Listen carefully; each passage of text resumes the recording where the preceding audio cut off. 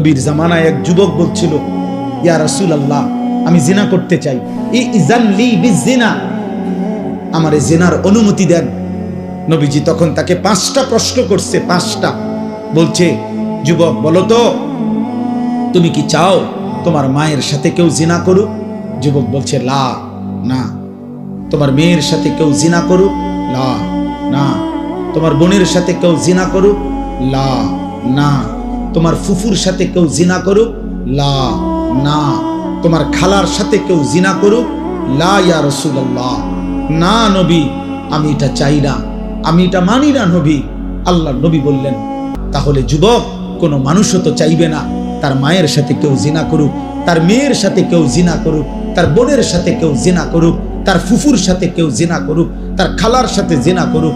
তাহলে যুবক, তুমি যেই নারীর সাথে হারাম সম্পর্ক করতে চাও, সেও তো কারো মা, কারো বোন, কারো কন্যা, কারো ফুফু, কারো খালা। তুমি যেটা চাচ্ছ না নিজের জন্য, সেটা তুমি অন্যের জন্য। তারা মানবে কিভাবে? যুবক চিৎকার দিয়া কাঁইদা বলছি, ইয়া রাসূলুল্লাহ, আমি আজকে তওবা করলাম, কসম করলাম, আর কোনোদিন এমন হারাম করব না, হারাম নারীর কাছে যাব না। আল্লাহর নবী বললেন, কাছে আসো। তো যুবককে কাছে নিয়ে নবী তার বুকে হাত দিয়ে আল্লাহর নবী দোয়া করে দিছে, 3টা দোয়া। আল্লাহুম্মা গফির যামবাহু, আল্লাহ আমার এই যুবকের গুনাহগুলো মাফ করে দেন। ওয়া তাহহির কলবাহু, আল্লাহ তার অন্তর পবিত্র করে দেন। ওয়া হাসসিন ফারজাহু, তার লজ্জাস্থানকেও পবিত্র করে দেন।